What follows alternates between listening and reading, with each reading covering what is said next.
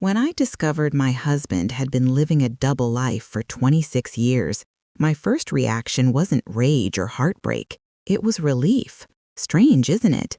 You spend decades thinking you're losing your mind, that you're paranoid, that you're the problem, and then one piece of paper validates every instinct you ever ignored. That relief lasted about 45 seconds before the real emotions hit. But those 45 seconds changed everything. They told me I'd always known the truth somewhere deep inside, and that realization became my strength. My name is Eleanor Morrison, though everyone's called me Ellie since I was born in Cedar Rapids, Iowa back in 1958. I'm 67 now, and this story takes place when I was 62, though the seeds of it were planted long before that. I was a school cafeteria worker for 38 years, the kind of woman who knows every kid's favorite lunch and remembers which ones need an extra serving because there might not be dinner at home. I raised 3 children, kept a spotless house, and believed I had a solid marriage to a good man. I was wrong about that last part, but the discovery of exactly how wrong would lead me to the most empowering chapter of my entire life. This isn't a story about a victim. This is a story about a woman who spent 6 decades being exactly what everyone expected her to be, until circumstances forced her to become something else entirely, something stronger, something that should terrify anyone who ever underestimated her because of her age or her gentle nature. Because when you finally stop doubting yourself and trust what you've always known, there's no limit to what you can accomplish. The truth came out on a Tuesday in March 2020, right when the world was shutting down for something none of us fully understood yet. While everyone else was stocking up on toilet paper and hand sanitizer, I was staring at a birth certificate that proved my husband had fathered a child in Brazil the same year our youngest daughter graduated high school. But I'm getting ahead of myself. To understand how I got to that moment, and more importantly, how I responded to it, you need to understand where I came from. I need to ask something of you before I continue. This story took decades to unfold and considerable courage to share. If these real stories of women finding their strength resonate with you, if you believe others should hear them, take just 2 seconds to hit that like button. It costs you nothing, but means everything to this channel's ability to reach more women who need to hear these stories. Your support, your comments, sharing your own experiences, they create a community where we can all be honest about our lives. Now, let me take you back to where this all began. I was born in Cedar Rapids in the spring of 1958, the youngest of 4 daughters to Walter and Diane Patterson. My father worked at the Quaker Oats plant, and my mother cleaned houses for the wealthy families on the east side of town. We weren't poor exactly, but we counted every penny. I grew up in a small 2-bedroom house on 16th Street SE, sharing a room with my 3 sisters until each of them married and moved out. Marla, the oldest, left when I was 9, then Judith when I was 11, and finally Christine when I was 14, leaving me with my own space for the first time in my life at an age when I desperately needed it. Cedar Rapids in the 60s and 70s was a world unto itself. We had the smell of the Quaker Oats plant mixing with the scent of the Cedar River, especially in summer when the water ran low. Everyone knew everyone, at least in our neighborhood. The kind of place where your business was everyone's business, which could be suffocating or comforting depending on the day. My parents were good people, hardworking and honest, but not particularly demonstrative. Love in our house was shown through packed lunches and mended clothes, not hugs or words of affirmation. I was a quiet child, the kind who observed more than she spoke. My sisters were all louder, prettier, more confident. I was the afterthought, the surprise baby my mother had at 41 when she thought she was done. I learned early to make myself useful rather than noticed. I could cook a full meal by age 10, could stretch a pound of hamburger into dinner for 6, could make worn clothes look nearly new with careful mending. These skills would serve me well throughout my life, though I wouldn't fully appreciate them until much later. School was my escape. I loved the structure of it, the fairness of right and wrong answers. I was good at math, excellent at home economics, adequate at everything else. I graduated from Washington High School in 1976 with decent grades, but no particular ambitions beyond getting a steady job and maybe finding a husband. That sounds pathetic now. In an era where women are told they can be anything, but you have to understand the expectations placed on working-class girls in Iowa in the 70s. College was for rich kids or the exceptionally brilliant. The rest of us were expected to find good jobs, marry good men, and raise good children. I took a job in the cafeteria at Harrison Elementary right after graduation. The pay was modest but steady, and I loved working with the children. There was something deeply satisfying about making sure every kid got a hot meal, about watching their faces light up when we served their favorites. I made friends with the other cafeteria ladies, most of them older women who treated me like a daughter. They taught me their tricks, how to season the government-issue food to make it palatable, how to spot the kids who needed extra attention, how to make my paycheck stretch from week to week. I met Richard Morrison in the fall of 1982 at a company picnic that my friend Janet dragged me to. She was dating a guy who worked at Morrison Equipment, a local company that sold agricultural machinery internationally, and she insisted I needed to get out more. I was 24, still living with my parents to save money, and admittedly lonely despite my full work life and small circle of friends. Richard was 26, tall and confident, with dark hair and a smile that made me feel like I was the only person in the room. He worked in logistics, coordinating shipments to farms all over the world. He made it sound exotic and important, and I was impressed. Our courtship was brief but intense. Richard was attentive in a way no one had ever been with me before. He brought me flowers, took me to nice restaurants, told me I was beautiful when I'd never considered myself anything special. He talked about his dreams of advancing in the company, maybe moving to a bigger city someday, seeing the world. He made my small life feel like it could expand into something larger. When he proposed 6 months after we met, I said yes without hesitation. My parents approved. My sisters were envious. I felt like I'd won some kind of lottery. We married in April 1983 at St. Wenceslas Church with a small reception at the KFC Hall. I wore my sister Marla's wedding dress, altered to fit my smaller frame. Richard wore a rented tux that he complained about all day. We honeymooned in the Wisconsin Dells, 3 days of tourist attractions and cheap motels that I thought was the height of romance. When we returned, we moved into a small apartment on the southwest side of Cedar Rapids, and I truly believed my real life was beginning. The first year of marriage was mostly happy. Richard traveled occasionally for work, usually just a few days at a time to places like Kansas and Nebraska. I kept working at the cafeteria, saved money, decorated our little apartment to feel like home. We talked about starting a family. Though Richard wanted to wait until he got a promotion he was expecting, I was content to wait. I was still young, still adjusting to being a wife, still learning how to share space with another person after growing up in a house full of women. Our daughter Amanda was born in 1985, 2 years after we married. She was perfect, 7 pounds and 3 ounces of wrinkled pink fury that stole my heart the moment I saw her. Richard seemed pleased, though not as overwhelmed with love as I'd expected.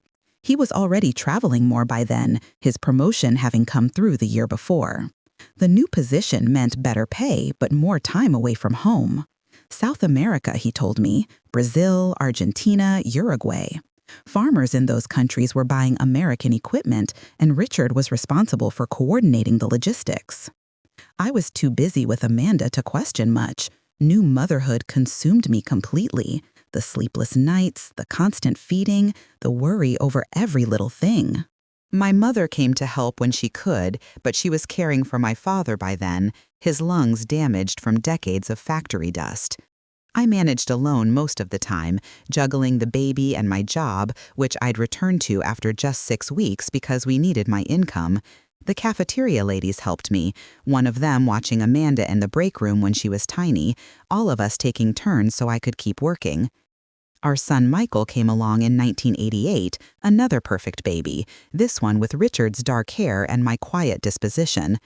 Richard missed the birth, stuck in Sao Paulo with some shipping emergency he couldn't leave. I remember lying in that hospital bed, my mother beside me because my husband wasn't, feeling the first real crack in my marriage, even though I couldn't have articulated it at the time. He made it up to me when he got home, brought gifts for me and Amanda, held Michael with what seemed like genuine wonder. But something had shifted in me. Some small doubt planted that would grow slowly over the years. Our youngest, Rebecca, was born in 1991. 3 children in 6 years while working full-time and essentially single parenting whenever Richard was traveling. I was exhausted always, running on coffee and determination. Richard's salary had increased enough that I could have quit working, but I loved my job, loved the routine and the social interaction, and having something that was mine. Plus, I'd seen too many women become completely dependent on their husbands, and some instinct told me to maintain my own income. That instinct, I would later realize, was trying to protect me from something I couldn't yet see. The travel increased gradually, so gradually I didn't notice the pattern at first. A week in Brazil every month became 10 days, became 2 weeks. He was climbing the corporate ladder, taking on more responsibility, earning more money. We moved to a bigger house in a nicer neighborhood. I got a newer car. The kids had everything they needed. On paper, we were living the American dream. Richard would come home with stories of Brazilian culture, of the challenges of doing business across language barriers, of the long hours and difficult clients. He always seemed tired when he returned, needing a few days to recover before he was fully present with us. I want to be clear about something here. I wasn't stupid. I wasn't oblivious. I had doubts, suspicions, moments where something felt wrong. But every time I started to question, there was a reasonable explanation.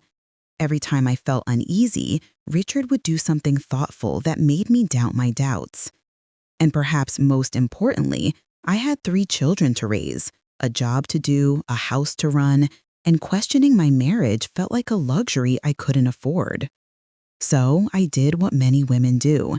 I pushed down the uncomfortable feelings and focused on what I could control. The kids grew as kids do. Amanda became a serious student, always with her nose in a book. Michael was my athletic one, playing baseball and basketball, always in motion. Rebecca was my social butterfly, the child everyone wanted at their birthday party, who made friends as easily as breathing. I was proud of them, devoted to them, determined to give them everything I'd never had. Richard was present when he was home, coaching Michael's Little League team, helping Amanda with her science projects, indulging Rebecca's dramatic tendencies. From the outside, we looked like a perfectly normal middle American family. But there were signs, even then, signs I rationalized or ignored or explained away. The phone calls he took in another room, speaking rapid Portuguese that he'd learned for business. The way he kept his work papers locked in a file cabinet I was never to touch. The credit card bills I wasn't allowed to see because he handled all the finances. The way he never invited me to company events after that first picnic where we'd met. His insistence that Brazil was too dangerous, too uncomfortable, too complicated for me to ever visit with him. The scratches on his back that one time that he said came from a rough hotel towel. The way he never seemed to accumulate frequent flyer miles despite flying internationally so often. I remember one night in particular, must have been around 1995, when Amanda was 10. Richard had been gone for almost 3 weeks, longer than usual. When he came home, there was a different cologne scent on his clothes. When I mentioned it, he said he'd spilled something and had to buy a replacement at the Sao Paulo airport. Reasonable. But that night, I couldn't sleep. I lay beside him listening to him breathe and felt like I was lying next to a stranger. The feeling passed by morning, buried under the routine of getting kids ready for school and preparing lunches and reporting to work. Life continued in its established rhythm through the 90s and into the new millennium. The children grew and changed, their needs shifting from physical care to emotional support as they navigated the complicated terrain of adolescence. Amanda developed into a brilliant student with dreams of becoming a veterinarian, spending her free time volunteering at the local animal shelter.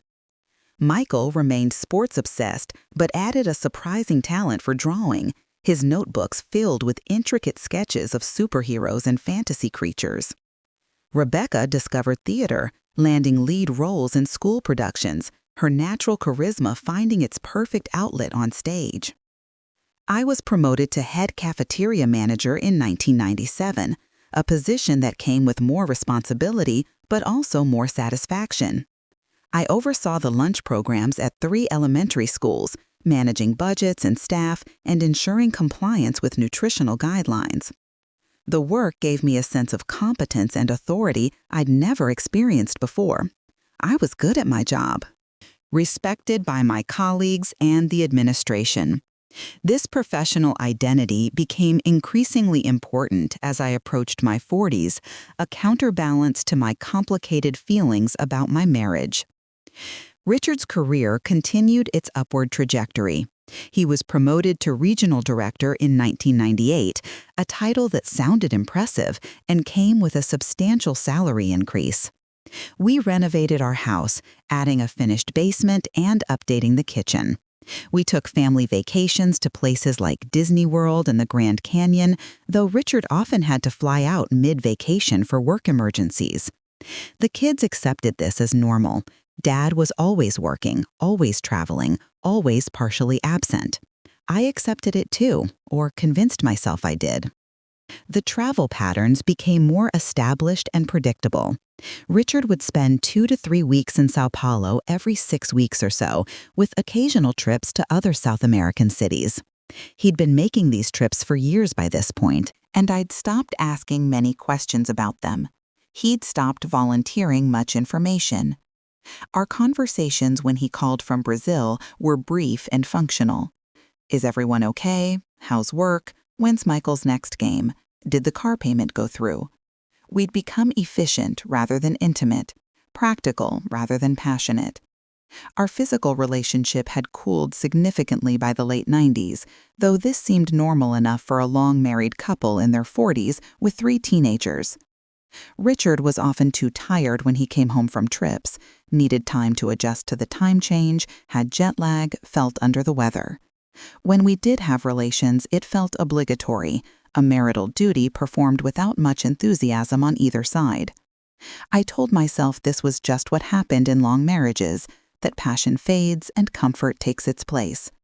I read articles in women's magazines about rekindling romance and tried a few suggestions, but they felt forced and awkward. And Richard seemed more embarrassed than enthused. I kept myself busy with work and the children and maintaining our home. I joined a book club with other cafeteria ladies and teachers from the district. I volunteered at the church, helping with funeral luncheons and holiday events. I took up gardening, finding unexpected peace in the physical labor of planting and weeding and watching things grow. These activities filled my time and gave me purpose beyond being Richard's wife. I was building an identity separate from him, though I didn't recognize it as such at the time. Amanda graduated from high school in 2003 and headed off to Iowa State University to pursue her dream of veterinary medicine. I cried for 3 days after moving her into her dorm, overwhelmed by the sudden empty space in our house and in my daily routine. Richard was in Brazil when we moved her, missing this major milestone because of some shipping crisis he couldn't leave. I remember feeling a flash of real anger about that, quickly suppressed because what good would it do? He sent flowers to Amanda's dorm room and called to congratulate her, and everyone acted like that was enough. That was the year I started noticing more concrete warning signs, things harder to rationalize away. I found a receipt in Richard's pants pocket when doing laundry, a restaurant bill from Sao Paulo for a meal clearly meant for 2 people. He explained it away as a business dinner with a client, but the wine selection suggested something more romantic than professional. I found a woman's earring in his luggage, delicate and gold, nothing I would ever wear. He said a colleague must have left it in the company car he'd borrowed. Possible, technically, but my stomach knew better than my brain. There was the time I answered his cell phone when he was in the shower, something I rarely did because he was so particular about his privacy. A woman's voice, speaking Portuguese, asking for Richard in a familiar, comfortable tone. When I told Richard, he was furious with me for answering his phone, said it was a violation of his privacy, that it was probably just someone from the Sao Paulo office. The anger was disproportionate to the offense, and we had one of our rare, real fights about it. He apologized eventually, said he was stressed about work, but the incident stayed with me. I started paying more attention after that, becoming almost detective-like in my observation. I noticed he had 2 wallets, one he used at home and one he took on trips. I never could find the travel wallet when he was home. I noticed certain clothes only ever appeared dirty in the laundry when he returned from Brazil, never worn at home. I noticed he had a different phone charger in his travel bag, an international model that seemed excessive for business use alone. Each observation added to a mental file I was building, even though I didn't know what I was building it for. Michael graduated in 2006 and headed to the University of Northern Iowa, more interested in their art program than in following his father into business. Richard was mildly disappointed, but tried to hide it. I was proud of Michael for choosing his own path. That fall, with 2 kids in college, I picked up extra hours at work to help with tuition costs. Richard's salary covered most of it, but I wanted to contribute, wanted the kids to know they could pursue their dreams without financial stress. I was working 50 hours a week by then, my days consumed by meal planning and inventory management and staff supervision. Rebecca graduated in 2009, my baby suddenly an adult, heading off to Clark University to study theater and communications. The house felt cavernous with all 3 kids gone, just Richard and me rattling around in all that space. I thought maybe we'd grow closer with the kids out of the house, that we'd rediscover each other without the constant demands of parenting. Instead, the opposite happened. Without the children as buffer, we had little to say to each other. Our conversations were about logistics and bills and home repairs. We were roommates more than spouses, functional but not connected. Richard's trips to Brazil continued unchanged, perhaps even increased slightly. Sometimes I'd go weeks without seeing him, a brief weekend at home between long trips. He looked older, tired, in a way that seemed to go beyond mere jet lag. His hair was graying at the temples, his face showing deep lines around his eyes and mouth. He'd put on weight around his middle, despite claiming to eat poorly on the road. I was aging too, of course, my own hair showing silver strands I started coloring, my body settling into the thick solidity of middle age. We were 2 people growing old separately rather than together. I want to describe the warning signs more specifically now, the accumulation of small oddities that I tried so hard to ignore, but that built into an undeniable pattern. Because when I finally learned the truth, I realized every single sign had been pointing to it, and some part of me had known all along. The first significant sign was his phone behavior. Richard became obsessive about his cell phone around 2007 or so. It was always on his person, even in the shower, sitting on the bathroom counter. If I picked it up to hand it to him, he'd snatch it away like I'd burned him. He set passwords I didn't know, changed them regularly, kept the screen turned away from me. When it rang and I was near, he'd step into another room to answer. His text messages were in Portuguese, which I couldn't read, filled with what he claimed were work communications. The phone was newer and nicer than mine, replaced every year when his company sent him upgrades. I had the same basic flip phone for 5 years. The second sign was his financial secrecy. Richard had always handled our finances, claiming he was better with numbers and enjoyed doing it.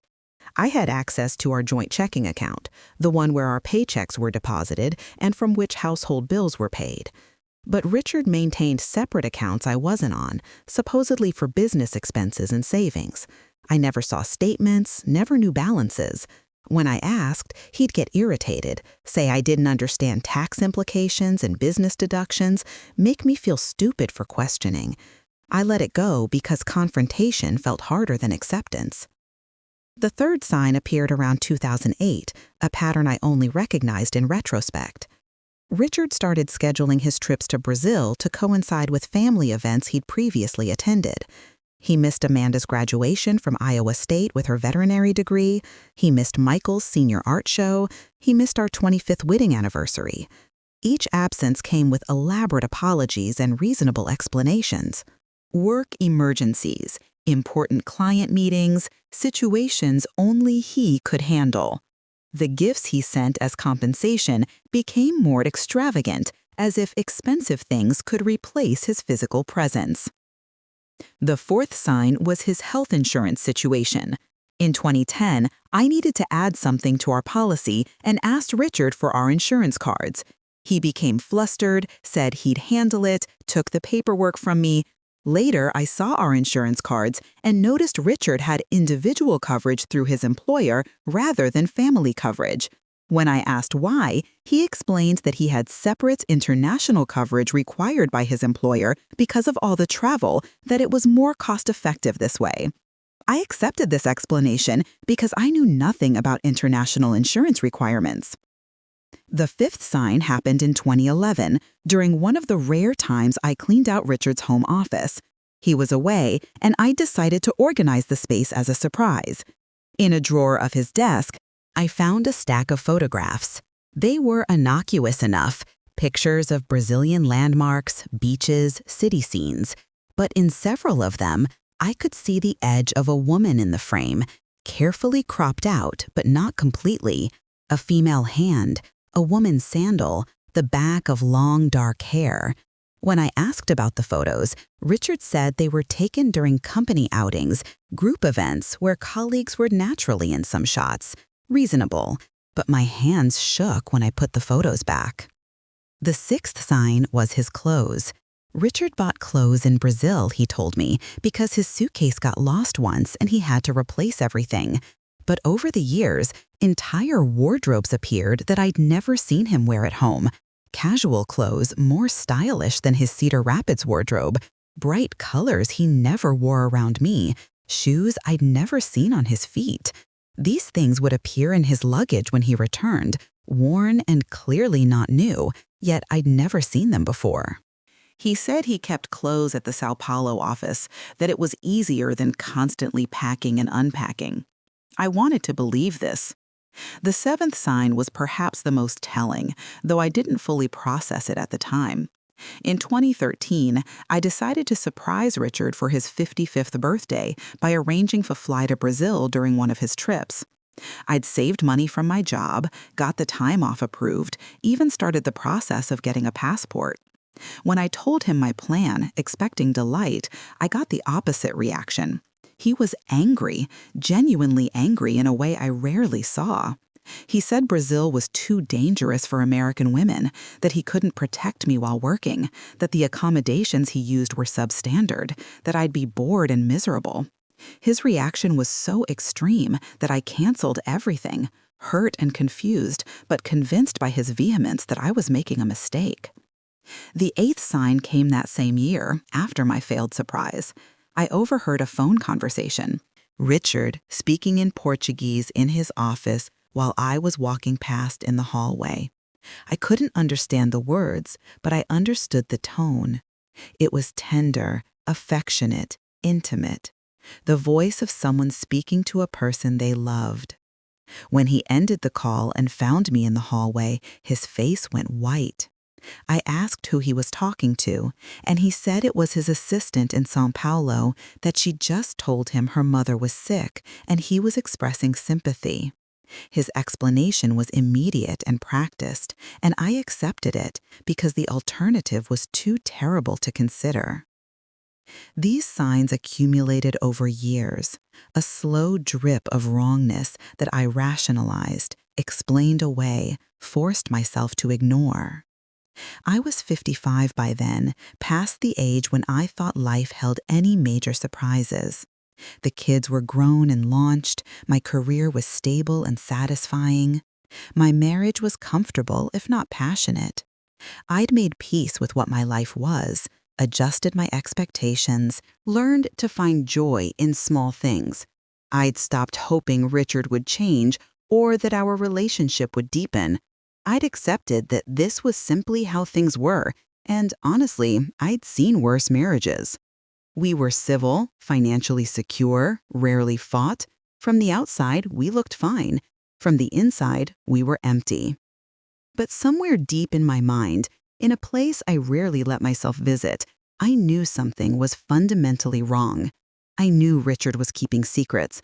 I knew his explanations didn't quite add up.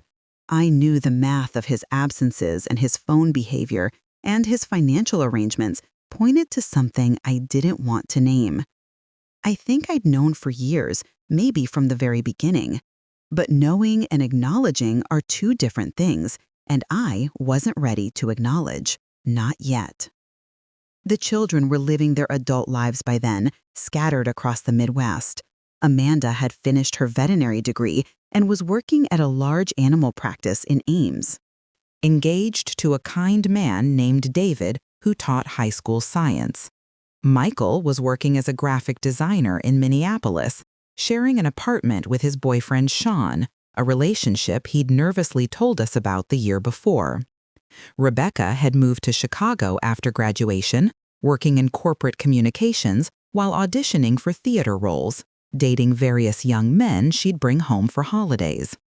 They were happy, healthy, independent. I was proud of what Richard and I had created, even if our marriage was increasingly hollow. My own life had settled into comfortable patterns by 2014.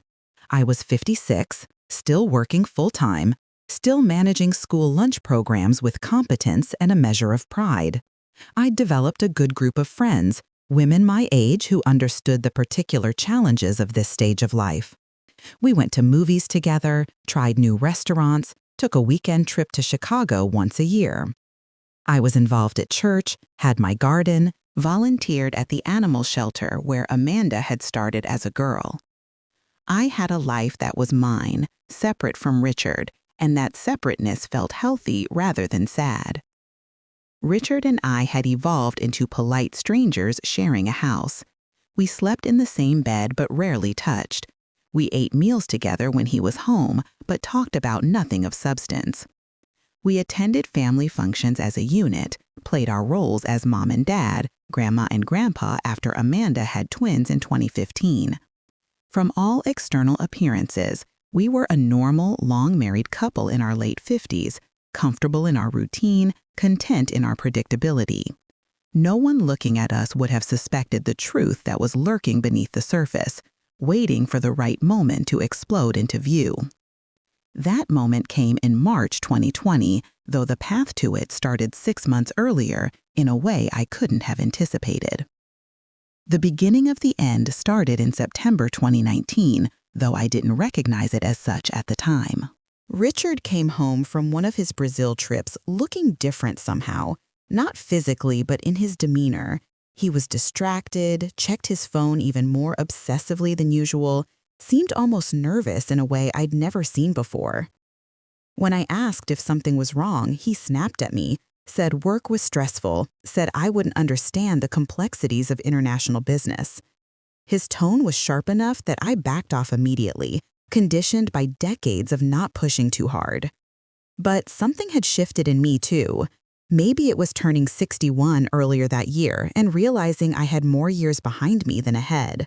Maybe it was seeing my children build honest, open relationships with their partners and recognizing what I didn't have. Maybe it was simply that I'd run out of capacity to ignore my instincts. Whatever the reason, instead of letting Richard's behavior go, I started watching more carefully, not actively investigating, not yet, but observing with clearer eyes than I'd allowed myself in years. The first thing I noticed was his increased drinking. Richard had always enjoyed a beer or two, but now he was coming home and pouring himself 3 fingers of whiskey before even saying hello. He'd sit in his office, door closed, drinking and doing something on his computer that he'd quickly minimize if I walked in. The drinking seemed like self-medication, like he was trying to quiet something in his mind. When I expressed concern, he said he was fine, that I was overreacting, that he was entitled to unwind after weeks of stressful work. The second thing was his sleep. Richard started having nightmares, thrashing in bed, sometimes crying out in his sleep. Words in Portuguese that I couldn't understand, but that sounded anguished. He'd wake up disoriented, confused about where he was, and it would take him several minutes to fully return to the present. When I asked about the dreams, he claimed not to remember them. Said it was probably something he ate, said stress manifested in strange ways. But I'd lie awake listening to him and feel certain he was fighting some internal battle I couldn't see. The third thing was his increased generosity toward the children. Suddenly, Richard was sending larger checks for birthdays and holidays, offering to pay off Amanda's student loans, giving Michael money for a down payment on a condo, funding Rebecca's acting classes in Chicago. The amounts were substantial, thousands of dollars that seemed excessive even with his good salary. When I questioned where this money was coming from, he became defensive, said he'd been saving and investing wisely, asked if I wanted to deprive our children of help they needed. Of course I didn't, so I stopped asking, but the timing felt significant in a way I couldn't articulate. Around November 2019, Richard announced he needed to spend Thanksgiving in Brazil due to a major shipping crisis. This was unprecedented. In 36 years of marriage, he'd never missed a major holiday. The kids were disappointed but understanding, used to Dad's work taking priority. I was hurt but silent, preparing the traditional feast for our children and their partners, setting Richard's empty place at the table and feeling his absence like a physical weight. He called on Thanksgiving Day, the connection crackling with distance, his voice sounding hollow when he wished us all a happy holiday. Something in me hardened that day, some final reservoir of patience drying up completely. When Richard returned in early December, I did something I'd never done before. I looked through his luggage while he was showering, my hands shaking with guilt and determination. I found the usual things at first: dirty clothes, toiletries, work papers, and Portuguese.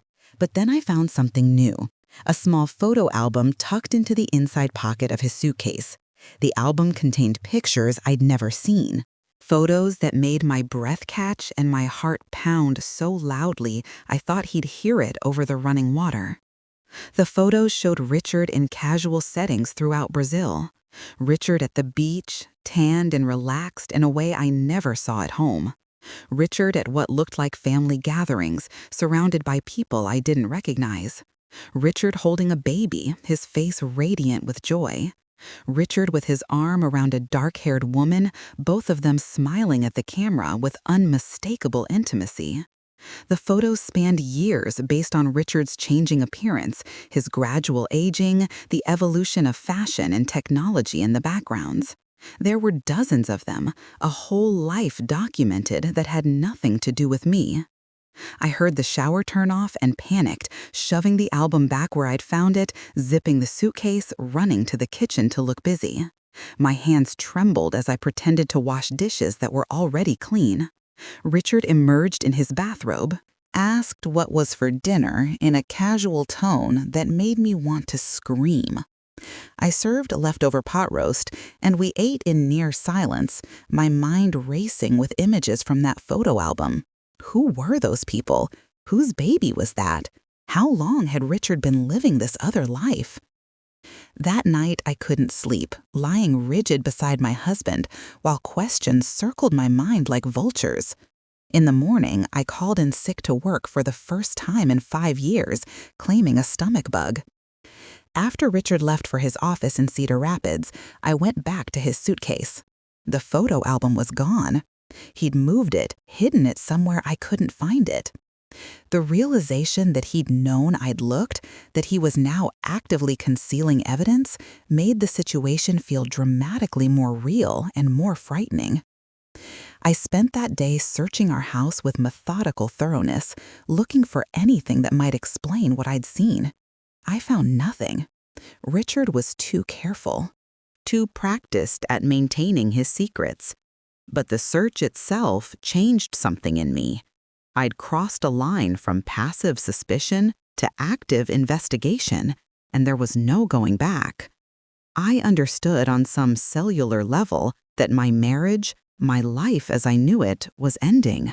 The only question was how and when and what I'd do about it.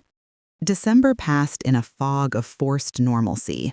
We hosted Christmas at our house, all 3 kids and their partners crowding our home with laughter and gifts and the comfortable chaos of family. I played my role perfectly, the doting mother and grandmother, the competent hostess. Richard played his role too, the successful father, generous with presents and proud of his children's accomplishments. No one would have guessed that I was watching him constantly, analyzing every word and gesture, building a case in my mind against him. No one would have known that when he excused himself to take a phone call and I heard him speaking soft Portuguese in the garage, I stood outside in the December cold, listening to a conversation I couldn't understand, but whose meaning I felt in my bones. After the holidays, Richard announced another trip to Brazil, leaving January 2nd and returning January 20th, 3 weeks longer than usual. Something about year-end accounting and new contracts for the upcoming year. He seemed almost eager to leave, kissing me absently at the airport drop-off, already mentally gone before his flight. I drove home and made a decision that would change everything. I was going to find out the truth, whatever it took, whatever I discovered. I started with our finances. I'd always had access to our joint checking account, but now I requested copies of all our statements for the past 5 years, claiming I needed them for tax purposes. The bank complied, and I spent 3 days poring over the records, highlighting patterns, tracking unusual expenditures. What I found was startling. Regular transfers out to accounts I didn't recognize, thousands of dollars a month moving somewhere outside our household budget, wire transfers to Brazilian banks, cash withdrawals in amounts too large for normal spending. The money trail was complex, clearly designed to be confusing, but a pattern emerged. Richard was supporting something in Brazil that required significant ongoing funding. Next, I turned to technology. I'm not particularly computer savvy, but Rebecca had given me a laptop for Christmas years ago that I mostly used for email and recipe searches. Now I taught myself to search for information, watching YouTube videos about how to access records and find information online. I learned about public records, social media, reverse image search. I felt simultaneously empowered and terrified by what I might discover, but I couldn't stop. The need to know had become overwhelming, drowning out fear and loyalty and 37 years of trained discretion. I found Richard's company website and looked at his professional profile. The photo showed him in business attire, the brief bio mentioning his decades of service coordinating international agricultural equipment sales. There was an email address listed, and, on impulse, I created a fake email account using a Portuguese name I found online, Patricia Silva. I sent a message to Richard's work email saying I was trying to reach him about a personal matter. Could someone provide his Brazilian contact information? The response came within hours from someone in the São Paulo office, helpfully providing an address and phone number in Brazil that I'd never known existed. I won't pretend I didn't struggle with the morality of what I was doing. I was invading my husband's privacy, deceiving people to get information, behaving in ways that felt fundamentally dishonest. But every moral qualm was overshadowed by the weight of 37 years of suspicion, the photo album I'd seen, the mounting evidence that Richard had been deceiving me far longer and far more comprehensively than I was deceiving him. If there was an innocent explanation, I told myself, Richard could provide it. but I no longer believed in innocent explanations. With the Brazilian address in hand, I did something that felt both brave and terrifying. I hired a private investigator.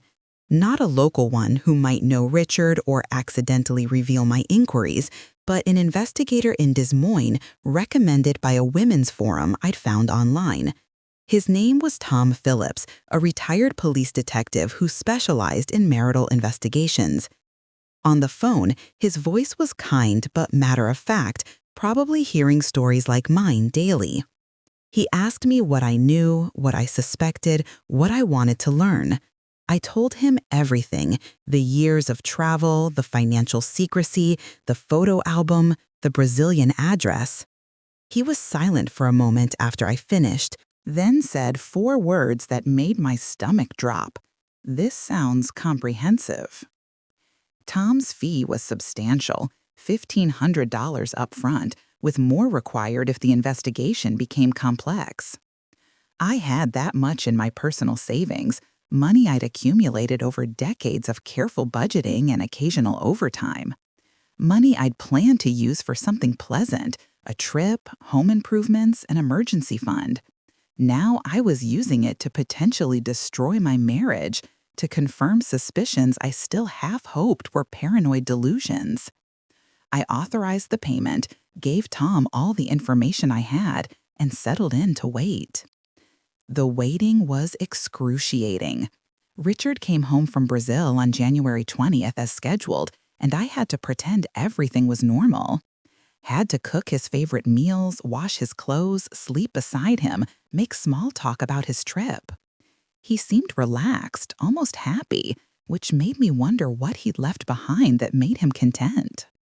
I kept thinking about that photo of him holding a baby, the joy on his face that I rarely saw directed at our family anymore. Whose child was that?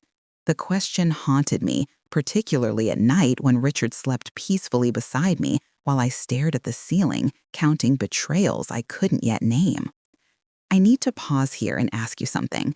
If you're finding yourself caught up in this story, frustrated and angry on my behalf, wondering what I discovered and how I responded, please take a moment to hit that like button and leave a comment about what you think you'd do in my situation. Your engagement helps this channel reach more women who need to hear these stories. And trust me, what comes next is going to make you understand why women need to hear them. Now, let me tell you about the phone call that changed everything. Tom called me on February 14th, Valentine's Day, which felt like either cosmic irony or divine commentary. Richard was at his Cedar Rapids office and I was home alone, organizing pantry shelves in a futile attempt to control something in my increasingly chaotic internal world. When my cell phone rang with Tom's number, my hand started shaking so badly I almost dropped the phone. His voice was gentle when he said, "Mrs. Morrison, I have your report ready. Do you want me to email it, or would you prefer to meet in person?" I heard myself say I'd drive to Des Moines immediately, that I needed to see it today, right now, as soon as possible. The drive to Des Moines took 90 minutes, but I don't remember most of it. I was operating on autopilot, my mind blank with protective shock. Tom's office was in a nondescript building near the airport, his reception area sparse and professional. When he led me into his private office and gestured to a chair, I noticed his expression was carefully neutral, the face of someone who delivered terrible news many times before and knew how to manage his features. He handed me a manila folder, thick with papers and photos, and said simply, "I'm sorry, Mrs. Morrison, it's all in here." I opened the folder with hands that didn't feel like my own. The first thing I saw was a photograph of Richard standing outside a house in what was clearly a Brazilian neighborhood. He had his arm around the same dark-haired woman from the photo album I'd found, but this picture was recent, taken within the last few weeks based on Richard's appearance. They were smiling, comfortable, clearly at home with each other. The next photo showed Richard playing with 3 children in what looked like a backyard, his face animated with laughter. More photos. Richard at grocery store with the woman, Richard at what looked like a school event, Richard at a birthday party surrounded by people who treated him like family. But it was the documents beneath the photos that made the room start spinning. A Brazilian marriage certificate dated March 1994, 26 years ago, showing Richard Morrison married to Maria Helena Santos. Birth certificates for 3 children: Paulo, born in 1995, Ana, born in 1998, and Lucia, born in 2003. Property records showing Richard owned the house where these photos were taken, had owned it since 1996. Bank statements showing regular deposits to Brazilian accounts in Maria's name. Insurance policies listing Maria as beneficiary.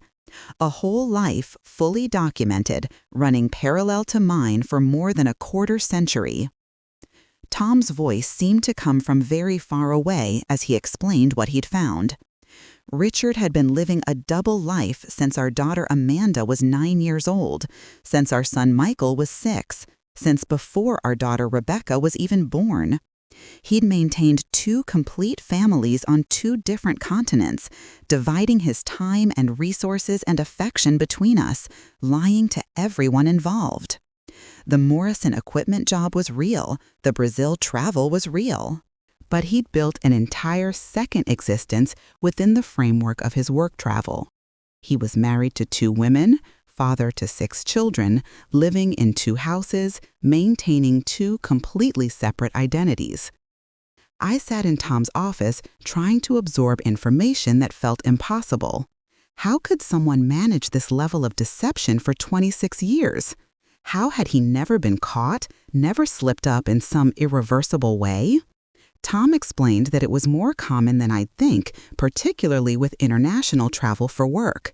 Men maintained families in different countries, sometimes for decades, the distance making it easier to compartmentalize, the language barriers protecting their secrets. Richard's Brazilian children knew about his work commitments in America, but apparently believed he was unmarried, focused on his career. Maria apparently knew Richard had a past in America, but believed that past was fully behind him. The level of betrayal was so comprehensive, I couldn't process it emotionally yet. My mind kept getting stuck on specific details. Richard had missed Rebecca's birth because he was with Maria. He'd missed Amanda's college graduation because Paulo was graduating high school. Every work emergency, every missed holiday, every extended trip, they'd all been time with his other family. The clothes I'd wondered about, the phone calls, the financial secrecy, the refusal to let me visit Brazil, every warning sign I'd rationalized was now revealed as obvious evidence I'd chosen to ignore. I thought about the math of it. In 26 years, Richard had fathered 3 children with Maria while still maintaining physical relations with me, at least occasionally. He'd celebrated holidays and anniversaries twice, birthdays twice, graduations and weddings and births twice. He'd worn his wedding ring, the one I'd placed on his finger in 1983, while marrying another woman in 1994. He'd told 2 women he loved them, made promises to 2 families, built 2 lives. The calculation and effort required for this level of deception was staggering. Tom asked if I was okay, if I needed water, if I wanted to take a break. I heard myself laugh, a sound that didn't sound quite sane. Was I okay? My entire adult life was a lie. My marriage was a fraud. My husband was a bigamist who'd successfully deceived me for decades. No, I wasn't okay, but I also wasn't falling apart, and that surprised me. Underneath the shock and hurt, I felt something else emerging. Anger, yes, but also a strange sense of clarity. All those years of self-doubt, of thinking I was paranoid or oversensitive or imagining things, I'd been right all along. My instincts had been correct, and that validation, perverse as it was, felt almost empowering. I asked Tom if Maria knew about me. He said probably not, based on his surveillance and inquiries. She seemed to believe she was Richard's only wife. His only American commitment, his work. I asked if the Brazilian children knew about my children. He didn't think so, but couldn't be certain. I asked if what Richard was doing was illegal.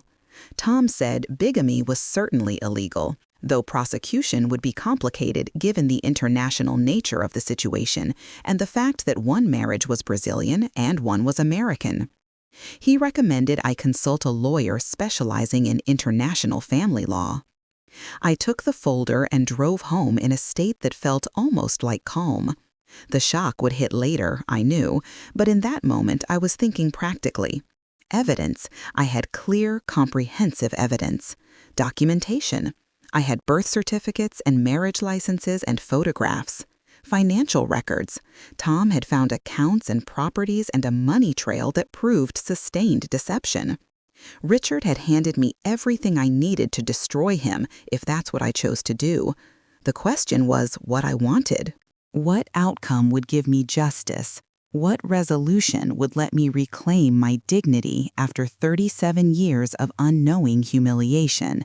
When I got home, I hid Tom's folder in my car trunk, not ready to bring that evidence into my house where it would contaminate everything. Richard came home at his usual time, kissed my cheek absently, asked what was for dinner. I'd forgotten it was Valentine's Day until he handed me a generic card from the drugstore and a box of chocolates, his traditional minimal effort at romance. I thanked him, served meatloaf and mashed potatoes, sat across the table from a stranger whose face I knew better than my own. He had no idea that I knew, no idea that his carefully constructed double life had been fully exposed, no idea that the quiet woman across from him was planning something he'd never anticipate. That night, lying beside Richard in our bed, I made a decision. I wasn't going to confront him immediately. I wasn't going to scream or cry or demand explanations. I wasn't going to make this easy for him by having an emotional breakdown he could use to paint me as unstable or irrational. No, I was going to be strategic. I was going to be smart. I was going to document everything, secure my finances, consult the best lawyers I could find, and make sure that when I finally revealed what I knew, I'd do it from a position of strength with every protection in place.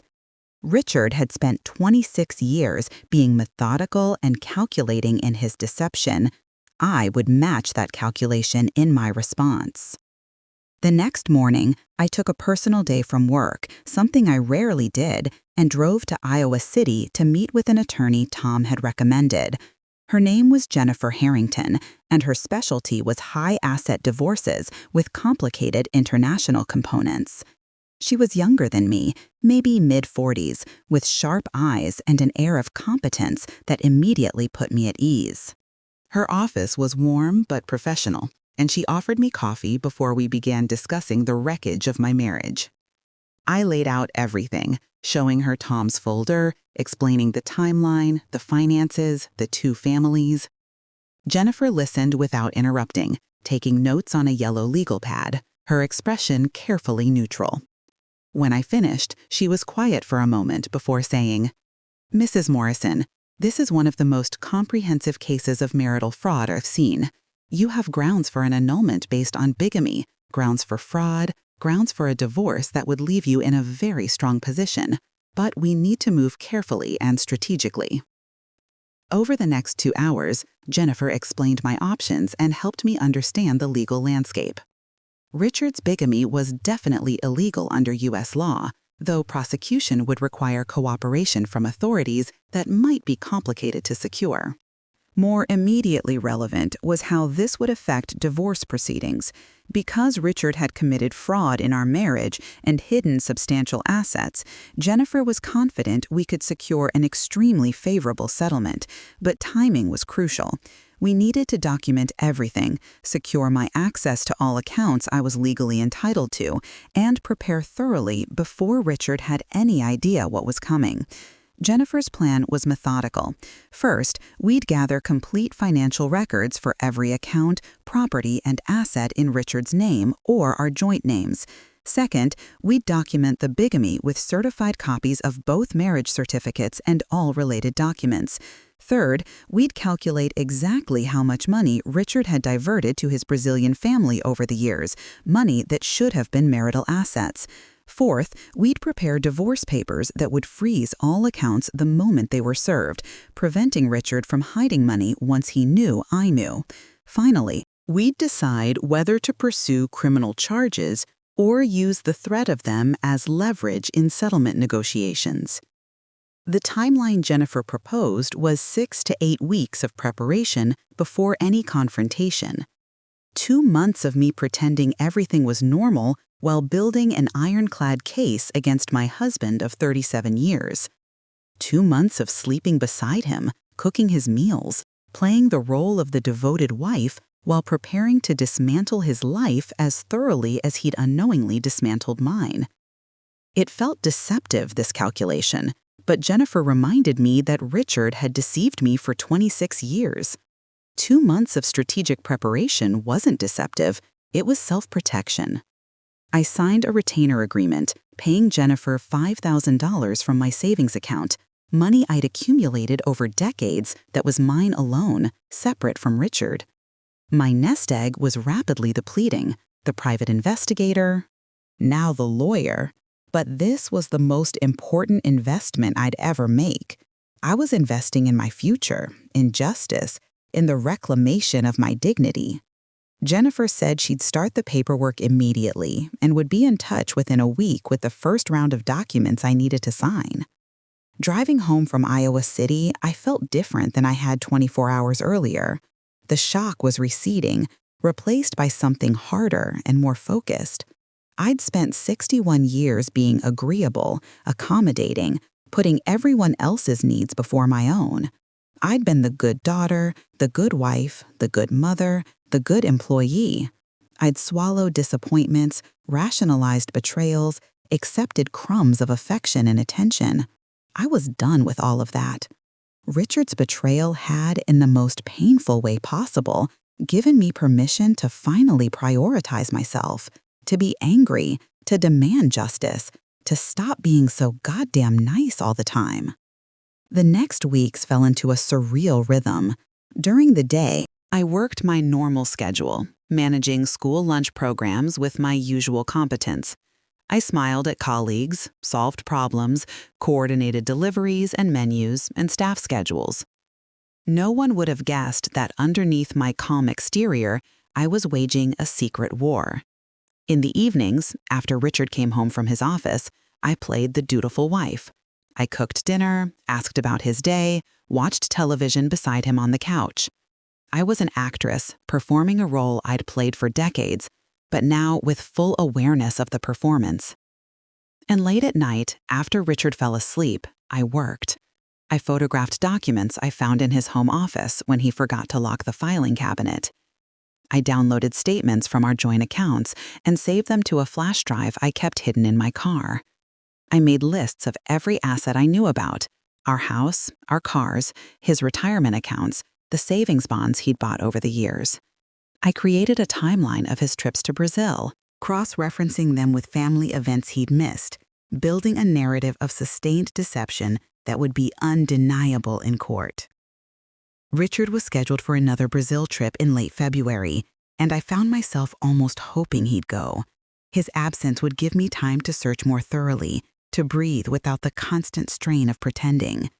But 3 days before his scheduled departure, something unprecedented happened. The news started reporting about a virus in China, something called COVID-19, that was spreading rapidly. Within days, the reports became more alarming. Italy locked down, then Spain. By March 10th, Richard's company suspended all international travel indefinitely. He wasn't going to Brazil.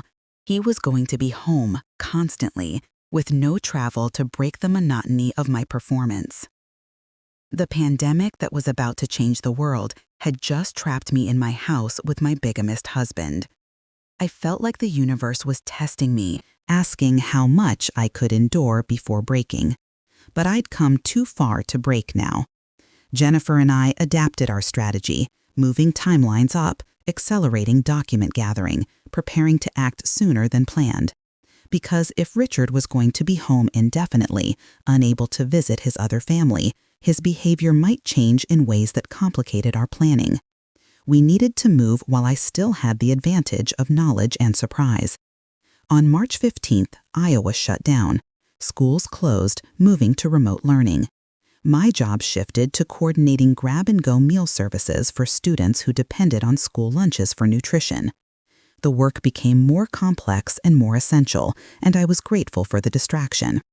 Richard began working from home, his company shifting to remote operations like everyone else. He set up an office in our spare bedroom, spending hours on video calls speaking Portuguese, his door always closed and locked.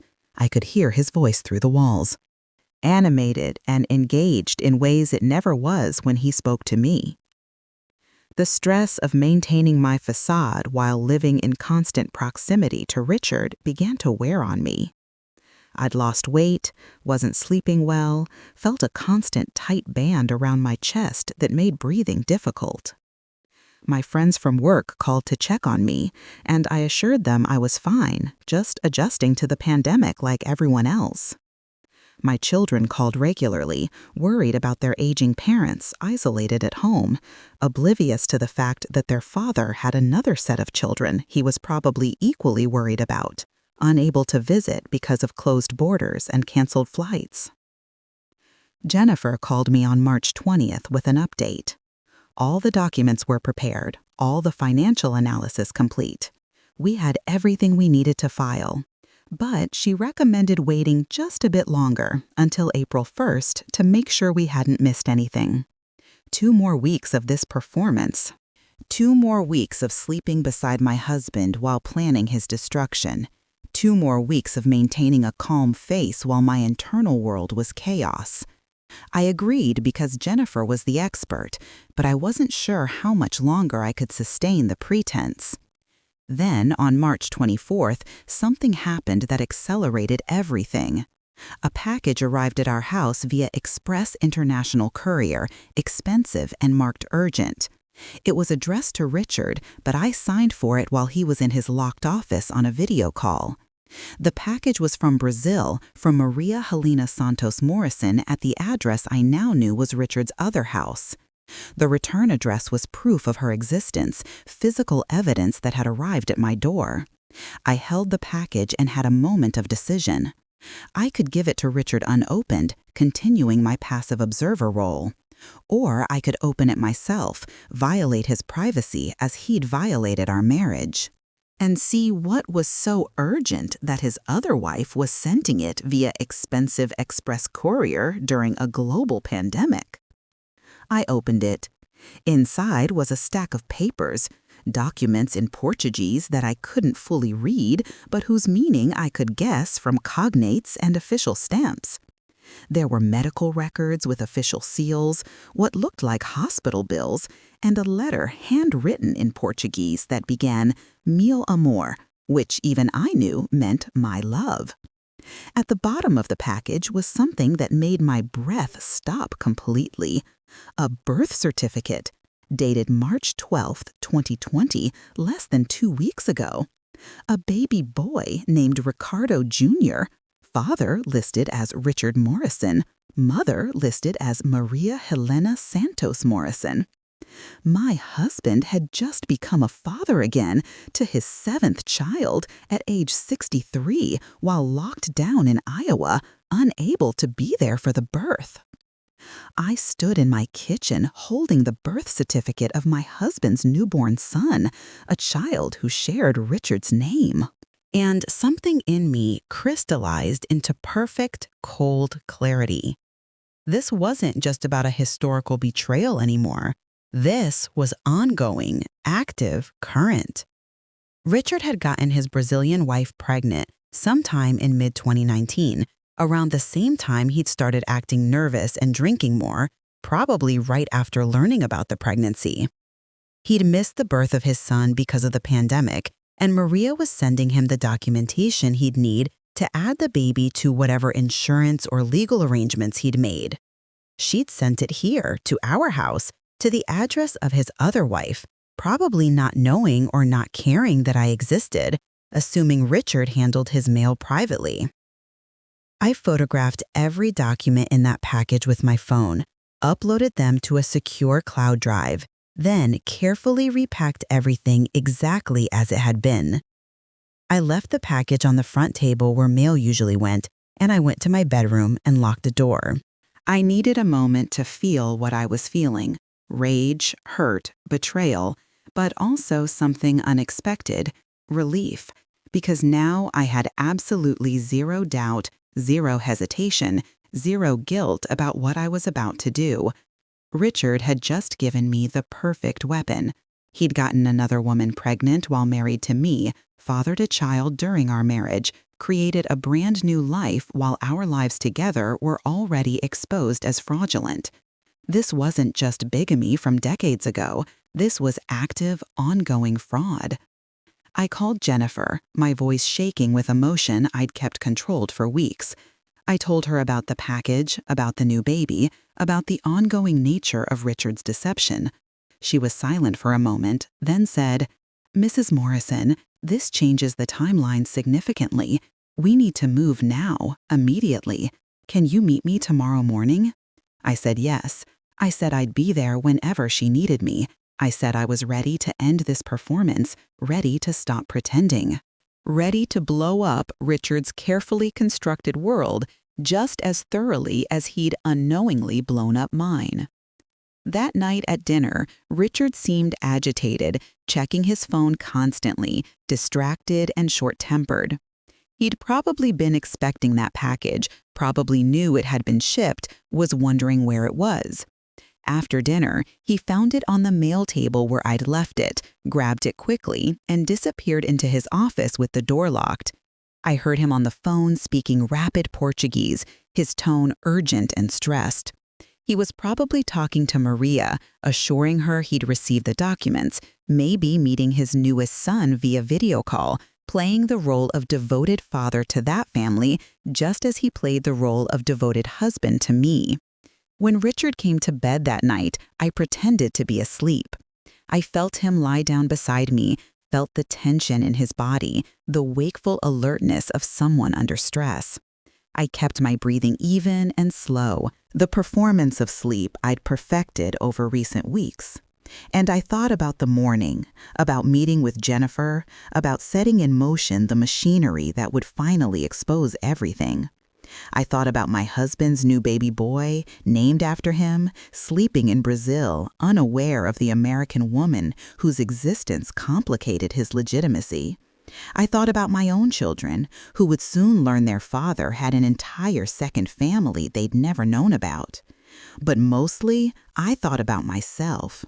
About Eleanor Morrison, 62 years old, cafeteria manager, mother of 3, grandmother of 2, who'd spent her entire adult life being who everyone else needed her to be. That woman was about to do something completely and utterly for herself. She was about to demand justice, claim power, refuse to be diminished or dismissed or deceived any longer.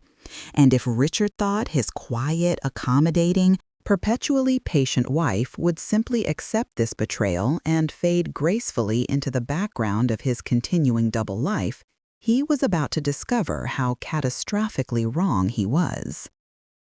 I met Jennifer at her Iowa City office at 9 o'clock on March 25, 2020. The world outside was eerily quiet, businesses shuttered, streets empty, everyone hiding from an invisible threat. But the threat I was dealing with was visible, documented, and about to be confronted. Jennifer had everything prepared: divorce papers, financial affidavits, restraining orders preventing asset transfers, motions to freeze accounts. The stack of legal documents was impressive, each page representing my reclaimed agency, my refusal to remain a victim of Richard's decades-long deception. Before we discuss what happened next, I need to say something. If you've made it this far in my story, if you're as shocked and outraged as I was when I discovered the truth, preserve the original like this video and comment what you thought when you learned about the new baby. Your engagement genuinely helps this channel reach more women who need to hear stories like mine, who need to know they're not alone, that betrayal doesn't have to mean defeat. Now, let me tell you about the day I took my life back. Jennifer explained the execution plan with the precision of a military operation. We'd serve Richard with divorce papers at our home that afternoon. A process server would deliver them, along with the temporary restraining orders, freezing all accounts and preventing him from leaving the state. Simultaneously, Jennifer would file all documentation with the court, including evidence of bigamy, copies of both marriage certificates, photographs from Tom's investigation, and the birth certificate that had arrived just days ago. Everything would happen at once, giving Richard no time to hide assets, destroy evidence, or craft explanations. I asked Jennifer if I should be there when Richard was served. She said it was my choice, that some women preferred to be elsewhere to avoid the confrontation. But I knew immediately that I needed to be there. I needed to watch his face when he realized I knew everything. I needed to see the moment his carefully constructed world collapsed. I needed to be present for my own liberation, not hiding somewhere safe while others did the difficult work. So we scheduled the process server for 4 o'clock that afternoon, a time when Richard would definitely be home. I drove back to Cedar Rapids with a strange calm settling over me.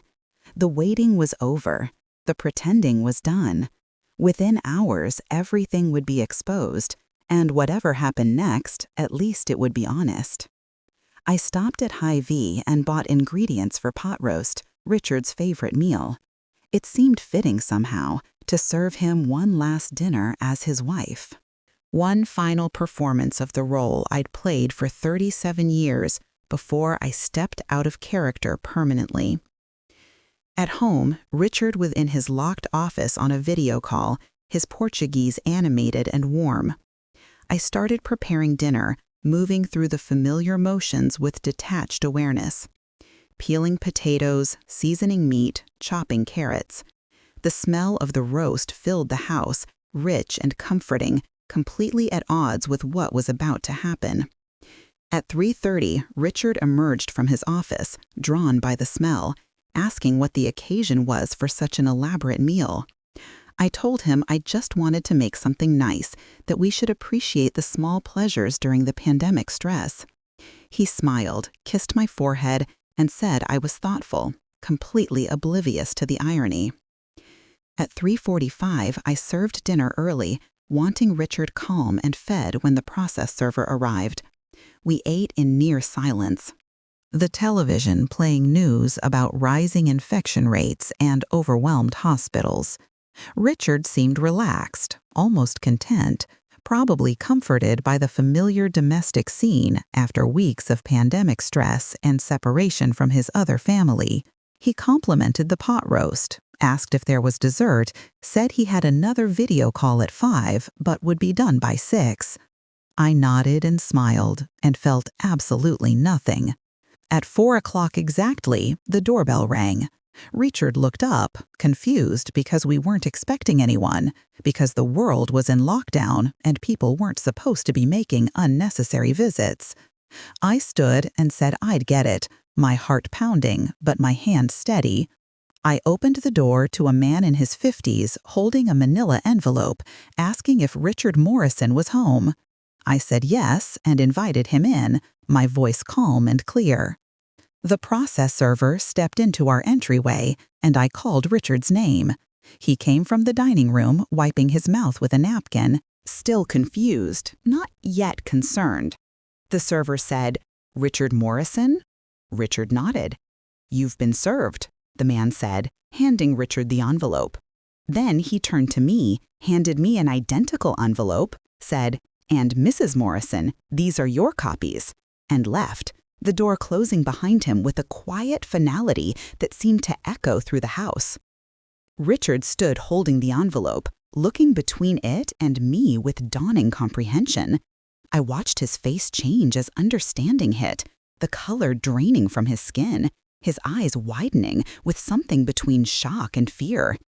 He tore open the envelope with shaking hands, pulling out the divorce petition, the financial restraining orders, The evidence packet. I watched him read the first page, then the second, watched him see the certified copy of his Brazilian marriage certificate, the birth certificates of his other children, the photographs from Tom's investigation. "Ellie," he said, his voice hoarse and strange. "Ellie." I can explain. I'd wondered what he'd say in this moment, what excuse he'd offer, what explanation could possibly justify 26 years of systematic deception. But hearing those words, "I can explain," after everything I knew, after the new baby, after the comprehensive documentation of his betrayal, I actually laughed. The sound came out harsh and bitter, nothing like my normal laughter, and Richard flinched as if I'd struck him. "Explain?" I repeated, my voice steady despite the adrenaline coursing through me. "You're going to explain how you've been married to 2 women for 26 years? How you have 7 children, not 3? How you just fathered a baby boy 2 weeks ago while living here with me? Please, Richard, I'd love to hear that explanation."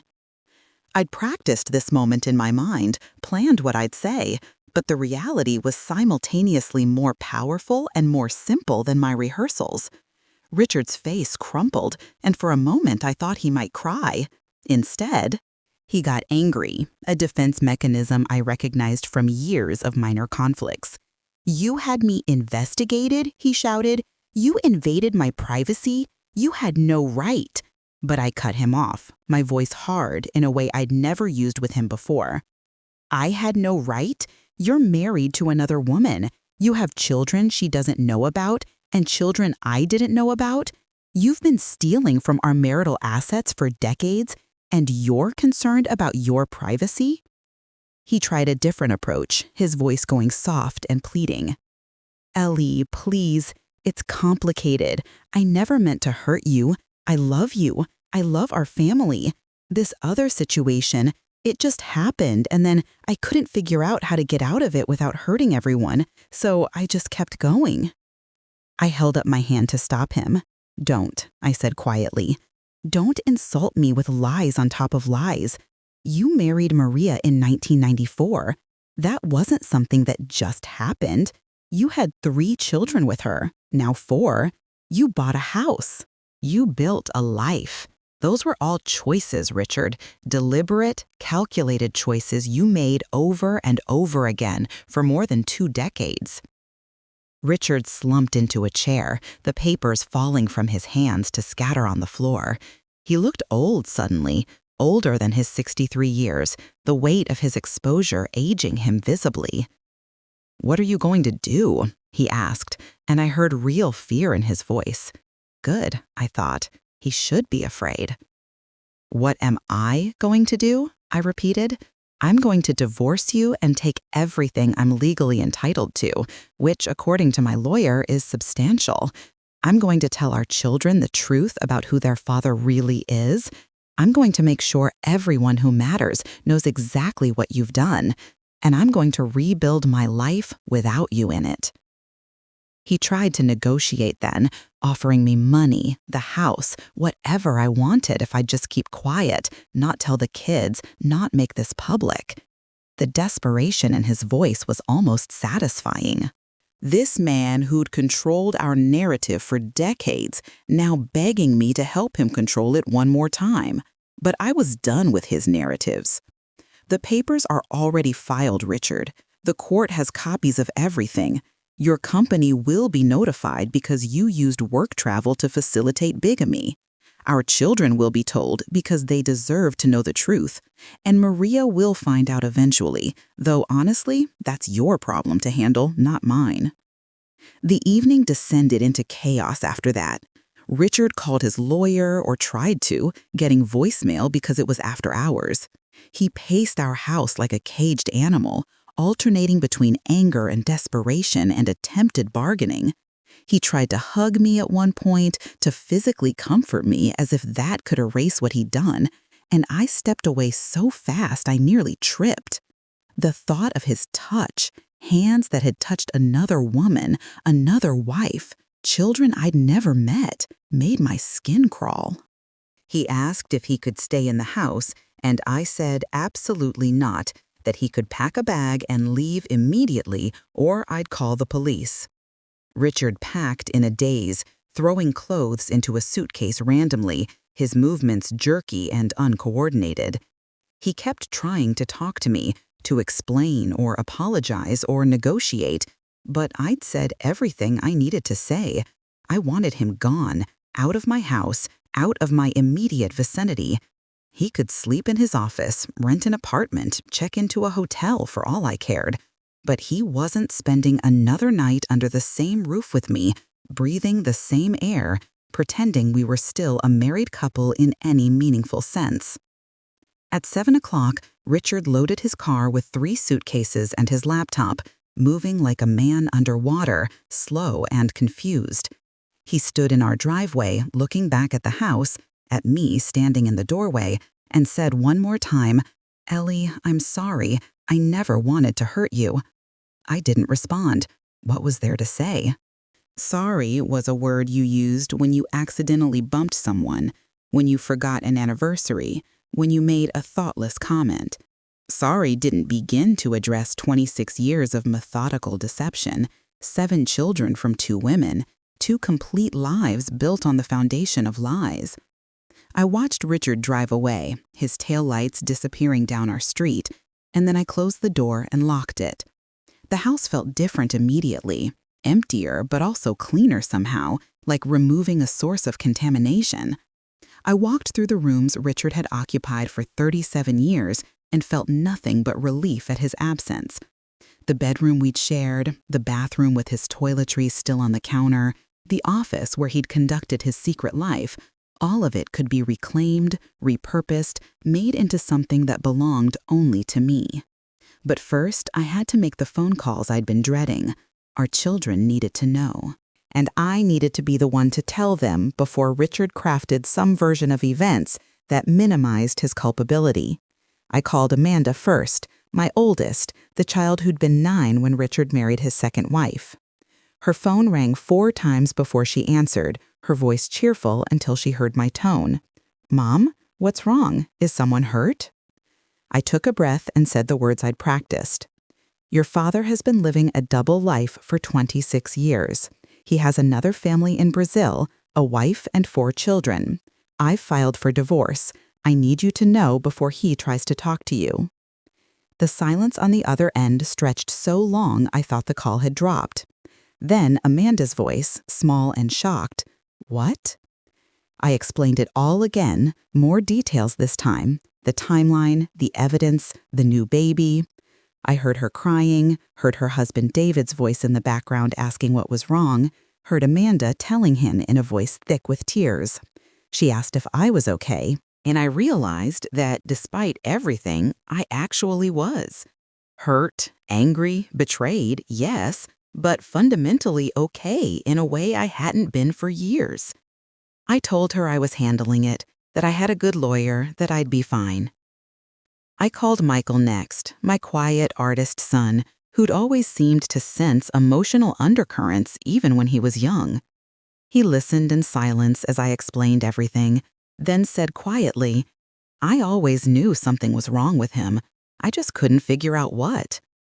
We talked for an hour, Michael asking detailed questions about the timeline, the other children, whether I'd known or suspected. He was angry, furiously angry in a way I rarely saw from him, already talking about cutting Richard out of his life completely. I told him he didn't have to make those decisions now, that he should process the information first, but I appreciated his loyalty to me. Rebecca was the hardest call, my youngest, my dramatic, emotional daughter, who'd always been Daddy's girl, who'd been born the same year Richard's Brazilian son Paulo was born, who'd shared significant milestones with children she didn't know existed. She became hysterical when I told her, screaming and crying, accusing me of lying, of trying to destroy her father. It took 30 minutes to calm her down enough to hear the evidence, to understand this wasn't speculation or paranoia, but documented fact. When she finally accepted it, her grief was profound, the loss of her idealized father figure hitting her hardest of all. By 10 o'clock, I'd spoken to all 3 of my children, each conversation draining me emotionally, even as it relieved the burden of secret knowledge. They were adults, capable of processing difficult truths, but I'd still shattered their understanding of their family, their father, their own histories. Amanda and Michael were primarily concerned about me, offering to come home despite the pandemic, asking if I needed anything. Rebecca was processing her own hurt, unable to think about mine yet, and I understood. She needed time, and I could give her that. Richard called my cell phone 17 times that night. I didn't answer. He sent text messages, alternating between apologies and anger, between begging me to reconsider and threatening to fight me in court. I saved every message as evidence and didn't respond to any of them. Jennifer had advised me not to engage with Richard directly, to let all communication go through lawyers from this point forward. It was good advice, and I followed it, blocking his number at midnight after the 20th call. I slept that night in my bed, alone for the first time in 37 years of marriage, and I slept better than I had in months. The relief of not pretending, of not lying beside someone while hiding what I knew, was profound. The truth was out, the machinery of justice was in motion, and I was free from the exhausting performance of being Richard's unknowing wife. Whatever came next would be difficult, but it would be honest, and that honesty felt like oxygen after decades of suffocation. The next morning, I woke early and called my supervisor at work to request a leave of absence. I explained that I was going through a divorce and needed time to handle the legal and emotional aspects. She was immediately sympathetic, approved 2 weeks of leave, and told me to take more if I needed it. I spent the day with Jennifer, signing additional documents, reviewing the financial analysis that showed Richard had diverted over $400,000 to his Brazilian life over the years.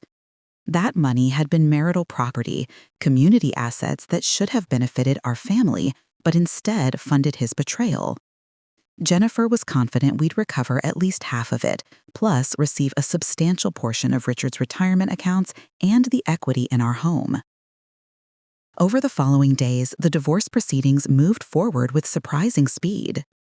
Richard hired an attorney, a sharp man from Des Moines, who immediately tried to negotiate a quiet settlement to avoid public exposure.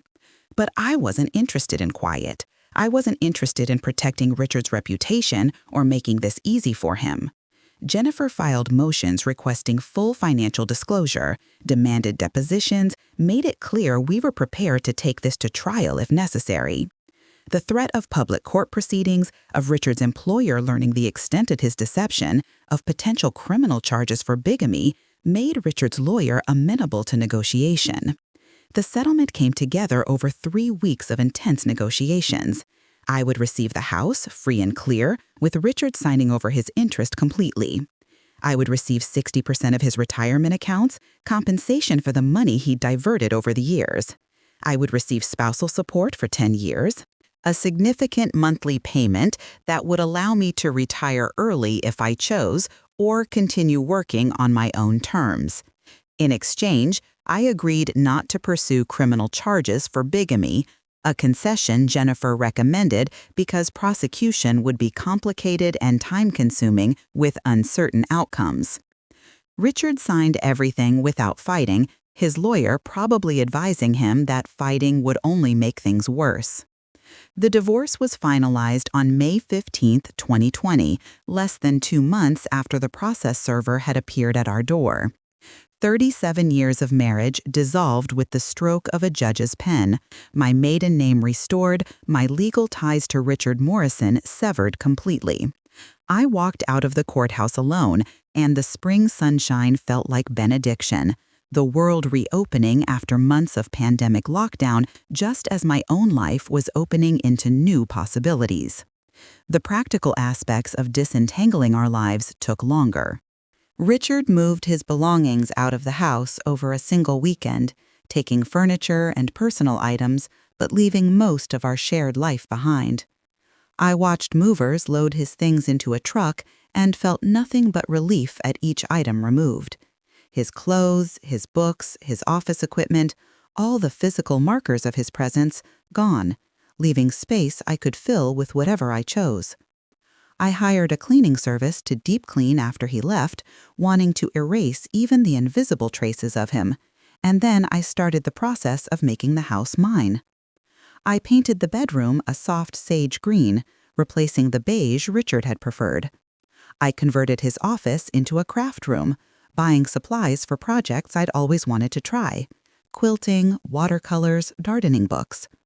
I rearranged furniture, hung different pictures, changed the energy of every space he'd occupied. The house transformation was practical, but also symbolic, each change marking my reclamation of the space. My refusal to live in the shadow of his betrayal. Richard tried to maintain contact with our children, but the responses were mixed. Amanda spoke to him occasionally, but kept him at arm's length, her relationship with her father fundamentally changed by his deception. Michael cut off contact completely, blocking Richard's number and refusing to engage, his anger too raw to allow reconciliation. Rebecca vacillated, sometimes talking to Richard and trying to understand, sometimes refusing contact when the hurt overwhelmed her. I stayed neutral in their decisions, supporting whatever each child needed to process this trauma in their own way. The question of telling Maria hung over everything. Richard begged me not to contact her, claimed he'd handle it, said she didn't need to know.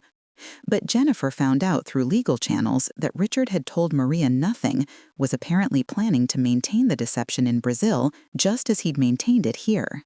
That knowledge made my decision easy. In July 2020, I wrote a letter in English, had it professionally translated into Portuguese, and mailed it to Maria Helena Santos Morrison at the Brazilian address I'd found in Richard's documents. I told her the truth simply and clearly. I was Richard's American wife, married to him since 1983. I had 3 children with him. I'd recently discovered his double life, had divorced him, and thought she deserved to know the truth about the man she'd married.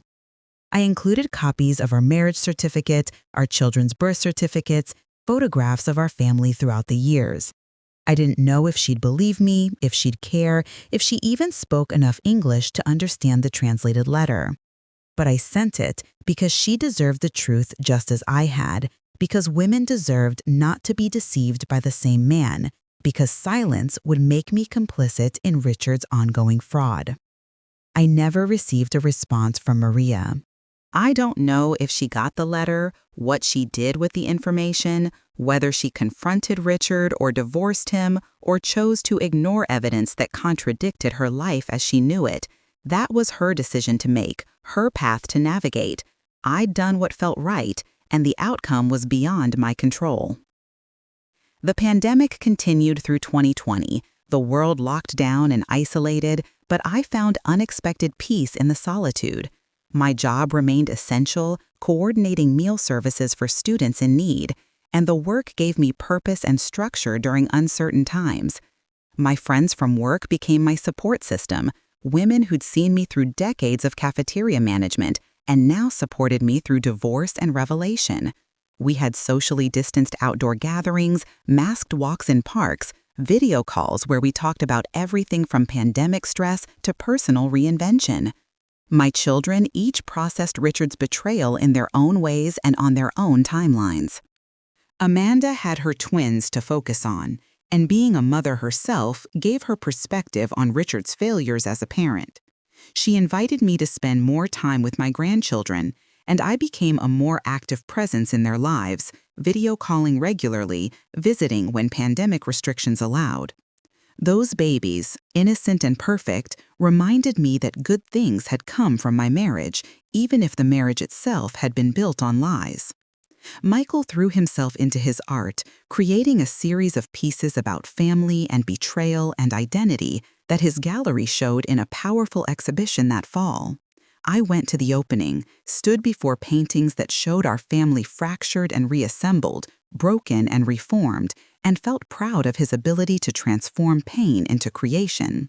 He introduced me to everyone as his mother, his favorite person, the strongest woman he knew, And I cried right there in the gallery, surrounded by strangers and champagne and art born from our shared trauma. Rebecca took the longest to heal, her grief compounded by her dramatic nature and her close relationship with Richard. She went to therapy, worked through feelings of betrayal and anger and loss, slowly rebuilt her sense of identity separate from her father's validation. By Christmas 2020, she was speaking to me regularly again, apologizing for her initial reaction, thanking me for telling her the truth even though it hurt. We started a tradition of Sunday phone calls, mother and daughter connecting as adults, building a relationship deeper than we'd had when she was young. The financial settlement gave me security I'd never experienced before. The house was mine, no mortgage, no one to answer to about what I did with it. Richard's support payments were generous, deposited automatically each month, money I could use however I wanted. I'd always been financially cautious, but now I allowed myself small luxuries, fresh flowers weekly, good coffee. Books purchased new instead of from the library. I wasn't wealthy, but I was comfortable, and the comfort felt like justice after decades of not knowing where Richard's money was really going. I decided to retire from my cafeteria position in December 2020 after 38 years of service. The decision wasn't driven by anger or trauma, but by choice, by the recognition that I'd earned rest, that I'd spent enough years serving others and could now serve myself. My coworkers threw me a socially distanced retirement party in the school parking lot, and I cried when they presented me with a scrapbook of photographs spanning nearly 4 decades. I'd been 24 when I started, a newlywed with my whole life ahead of me. I was 62 when I left, divorced and free, and excited about the unknown future. Retirement opened new possibilities I'd never considered. I took an online watercolor class and discovered I had some talent for painting landscapes. I joined a book club that met virtually during the pandemic and in person once restrictions lifted. I volunteered at the animal shelter 3 days a week, walking dogs and socializing cats, finding deep satisfaction in work that required nothing but presence and care. I traveled, taking small trips around Iowa and neighboring states, seeing places I'd lived near for decades but never visited because I'd been too busy with work and family. In spring 2021, I did something that felt revolutionary.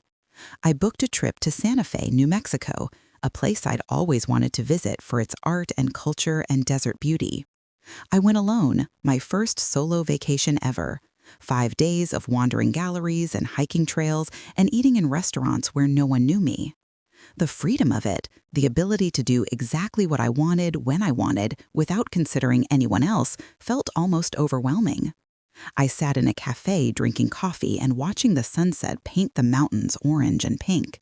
And I realized I was genuinely, completely happy for the first time in years. The relationship with Richard remained severed. He tried occasionally to reach out, emails that I deleted unread, calls I didn't answer. I heard through the children that he'd moved to Arizona, whether to be closer to Rebecca in the Southwest or to escape the Iowa community where people knew his story. I didn't know and didn't care. His life had moved on, probably carrying the same patterns of deception into new contexts, but that was no longer my concern. I'd extracted myself from his toxicity, and I intended to stay extracted. What surprised me most about post-divorce life was the lack of bitterness I felt as time passed. I'd expected to carry anger forever, to be consumed by resentment about the wasted years. Instead, I felt increasingly free from those emotions, able to see my life not as decades wasted, but as a journey that had ultimately led me to self-discovery. Yes, Richard had deceived me, but I'd also built a career I was proud of, raised 3 wonderful children, developed skills and friendships, and a sense of self that existed independent of him. The marriage had been fraudulent, but my life within it had been real. I started speaking to other women going through divorces, sharing my story when appropriate, offering practical advice about lawyers and finances and emotional survival. A friend from church connected me with a women's support group that met monthly, and I became a regular attendee, then eventually a facilitator. There was power in telling my story, in hearing other women's stories, in the collective recognition that we were all stronger than we'd been taught to believe. These women, ranging from their 30s to their 70s, became a sisterhood bound by the common experience of reclaiming ourselves from relationships that diminished us. I reconnected with my sisters, the 3 women I'd shared a childhood bedroom with decades ago. Marla, Judith, and Christine were all dealing with their own aging-related challenges. Health issues, grandchildren, retirement questions, and we started having regular video calls that gradually evolved into an annual Sisters Weekend. In fall 2021, we rented a cabin in the Wisconsin Dells, the same place Richard had taken me on our honeymoon 38 years earlier. But this trip was different, better, filled with laughter and honesty and the comfortable intimacy of women who'd known each other their entire lives. My relationship with my body changed after the divorce. I'd spent decades feeling invisible, dismissed, diminished by age and weight, and the general cultural disregard for older women. But in my new life, I started taking better care of myself, not to attract anyone else, but simply because I deserved care. I walked daily, started eating better, took up yoga at the community center. My body was 63 years old, then 64, marked by time and childbirth and life, but it was mine. And I treated it with respect and gratitude for carrying me through everything I'd survived. People occasionally asked if I was interested in dating again, and the answer was a firm no. I had no interest in romantic relationships, no desire to make myself vulnerable to another person, no need for companionship beyond the friendships I'd cultivated. I was complete on my own, whole without partnership, content in my solitude. Maybe that would change someday, but I doubted it, and I felt no pressure to want something I didn't actually want. Society expected women to seek completion through relationships, but I'd found completion within myself, and that was more than enough. By my 65th birthday in spring 2023, my life had settled into a rhythm that felt authentic and satisfying. I spent my days pursuing interests that brought me joy: painting, volunteering, time with family and friends, quiet mornings with coffee and books. I spent my evenings however I chose. No one else's schedule to accommodate, no one else's needs to prioritize before my own. I had enough money to be comfortable, enough health to be active, enough freedom to explore whatever interested me. I'd built a life that was mine alone, and it was beautiful. The occasional news about Richard filtered through various channels. I heard he'd retired, moved to Florida, married someone new, though I suspected he'd never legally divorced Maria, so this was probably his third concurrent spouse. I heard his health was declining, heart problems exacerbated by decades of stress from maintaining multiple lives. I heard his relationship with our children remained fractured, that he'd met his grandchildren only once, that his attempts at reconciliation were consistently rebuffed. I felt nothing about these updates except a mild curiosity, the same interest I'd give to news about any stranger. Richard had no power over my emotions anymore, no access to my inner life, no ability to hurt me beyond what he'd already done. The children built their own adult lives with varying degrees of connection to their father's story. Amanda became the family anchor, hosting holidays and coordinating gatherings, creating new traditions for the next generation. Michael's art gained recognition, his personal story of family betrayal and identity formation resonating with collectors and critics. Rebecca married a kind man who worked in nonprofit management, built a stable life in Denver, started talking about children of her own. They were all thriving, despite or perhaps because of what they'd been through, resilient in ways that made me proud. I thought sometimes about Maria and the 4 children in Brazil, wondered how their lives had unfolded after my letter, whether they'd learned the truth or chosen to maintain comfortable illusions. I hoped Maria had found her own path to empowerment, her own way of reclaiming dignity from Richard's deception. But I'd never know. Our lives had intersected only through Richard's machinations, and with him removed from my sphere, she remained a mystery I'd never solve. I'd done what I could by telling her the truth. The rest was beyond my responsibility or control. If I could travel back in time and speak to my younger self, the 24-year-old Eleanor who married Richard Morrison in 1983, I'm not sure what I'd say. Would I warn her, tell her to run, to trust her instincts, to demand better? Or would I tell her that the path ahead, painful as it would ultimately lead her to become someone strong and complete and genuinely happy? Maybe I'd say both things, acknowledging that we often learn our most important lessons through our hardest experiences. What I know now, at 67, is that it's never too late to reclaim your life. I was 62 when I discovered the full extent of Richard's betrayal, an age when many people assume major life changes are behind them. But those 5 years since my divorce have been among the richest, most authentic years of my entire life. I've discovered interests and strengths I never knew I had.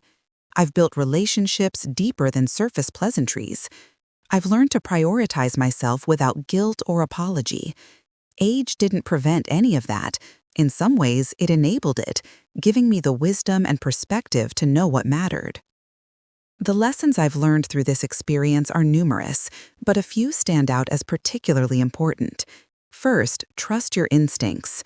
I knew something was wrong for years, decades even, but I rationalized away my suspicions because confronting them felt too difficult. Those instincts were trying to protect me, and I wish I'd listened sooner. Second, financial independence matters.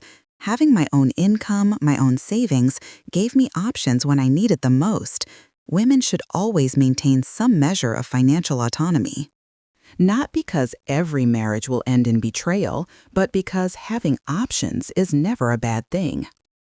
Third, truth is always better than comfortable lies.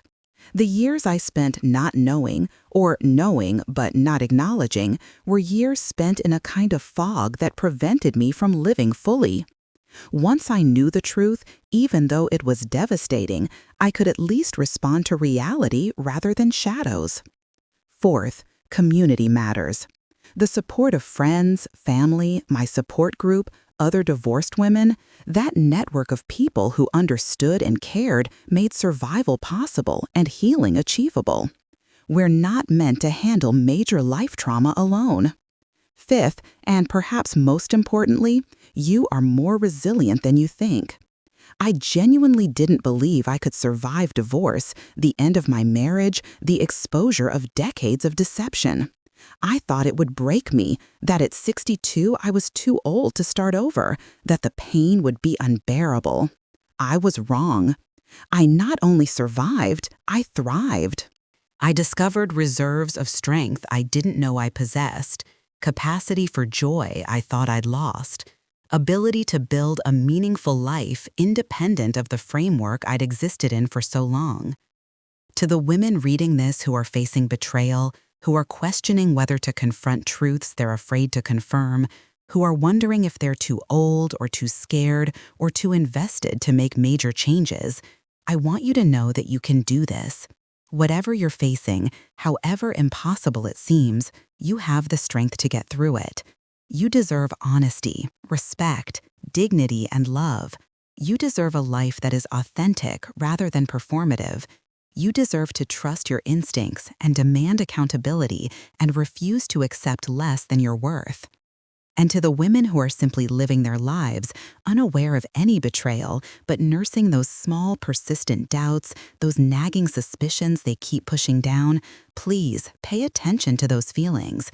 They might be wrong, and that's fine, but they might be right, and ignoring them serves no one. Ask questions, demand transparency. Trust yourself. You don't have to be paranoid, but you also don't have to be willfully blind. Balance is possible. Skepticism and trust can coexist, and protecting yourself doesn't make you a bad person. I want to be clear that my story isn't about revenge, though I know some people will read it that way. Yes, I exposed Richard's secrets. Yes, I took a strong position in divorce negotiations. Yes, I told his other wife the truth. But none of that was about hurting Richard for the sake of hurting him. It was about reclaiming my dignity, protecting my financial future, and refusing to enable ongoing deception. It was about justice rather than vengeance, about accountability rather than punishment. The distinction matters. My life now, 5 years after that March day when I opened Tom's investigation folder, is peaceful in ways I never imagined possible. I live alone in my house, but I'm not lonely. I'm single, but I'm not incomplete. I'm older, but I'm not diminished. I've built a life that reflects my values, interests, and needs without compromise or negotiation. I answer to no one but myself, and that autonomy is precious beyond measure. I sleep peacefully every night, no longer wondering about my husband's secrets, no longer performing a role that required ignoring my instincts. I still work with my women's support group, still share my story when it might help someone else. I've heard from dozens of women over the years who faced similar situations: husbands with secret families, hidden financial lives, double identities maintained through travel or technology, or simple sustained lying. The specifics vary, but the core experience is the same: discovery, devastation, decision, and ultimately recovery. Every woman I've met who's gone through this has survived it, and most have emerged stronger than they were before. That resilience is something I wish we talked about more, celebrated more, recognized as the remarkable achievement it is. The relationship with my children continues to evolve. Amanda and I are close, talking several times a week, sharing the daily details of life that create intimacy. Michael includes me in his artistic journey, sending pictures of new work, consulting me on major decisions, treating me as a trusted advisor. Rebecca and I have rebuilt our bond into something stronger than it was, our relationship deepened by having survived conflict and chosen to reconnect. They've all made peace with Richard's betrayal in their own ways, and while the relationships there remain complicated, that's their business to navigate as they see fit. I think sometimes about what my life would have been if I'd discovered the truth earlier, or if I'd never discovered it at all. If I'd learned at 40, would I have had the courage to leave, or would the kids still at home have kept me trapped? If I'd never learned, would I have lived the rest of my life in oblivious deception, dying without ever knowing the truth of my own existence? Both scenarios feel worse than what actually happened. The timing, painful as it was, gave me enough years left to build something new while sparing me additional decades of unknowing performance. Before I close, I want to say one more thing. If you've stayed with me through this entire story, if you've read every word and felt every emotion alongside me, please do me a favor. Like this video if you found it valuable, if it made you think or feel or recognize something in your own life. Subscribe to this channel if you want to hear more real stories from real women who face challenges and overcome them. And comment below. Tell me what country you're watching from, what part of this story resonated with you, what you do in a similar situation. Your engagement helps this channel grow and reach more women who need to hear these stories, who need to know they're not alone. Thank you for being here with me. The most important thing I want anyone to take from my story is this: it's never too late to choose yourself. It's never too late to demand honesty, to walk away from what diminishes you, to build a life that honors who you actually are rather than who you're expected to be. Age is not a barrier to transformation. Fear is not a reason to accept less than you deserve. History is not a prison that prevents you from choosing differently going forward.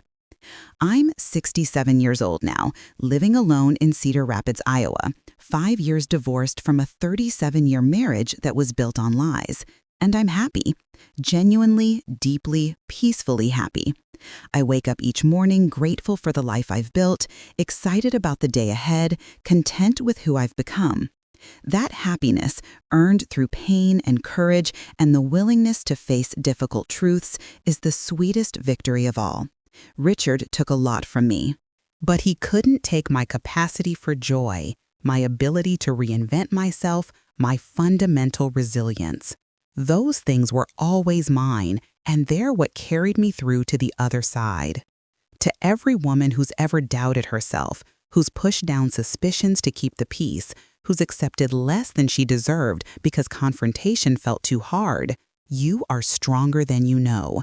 You can handle the truth. You can survive betrayal. You can rebuild. You can thrive. It's never too late to take your life back. Trust me on this. I'm living proof. Thank you for listening to my story. Thank you for being part of this community of women supporting women, truth tellers and truth seekers, survivors and thrivers. Your presence matters. Your stories matter. You matter. Don't ever forget that. With love and solidarity, Eleanor Morrison.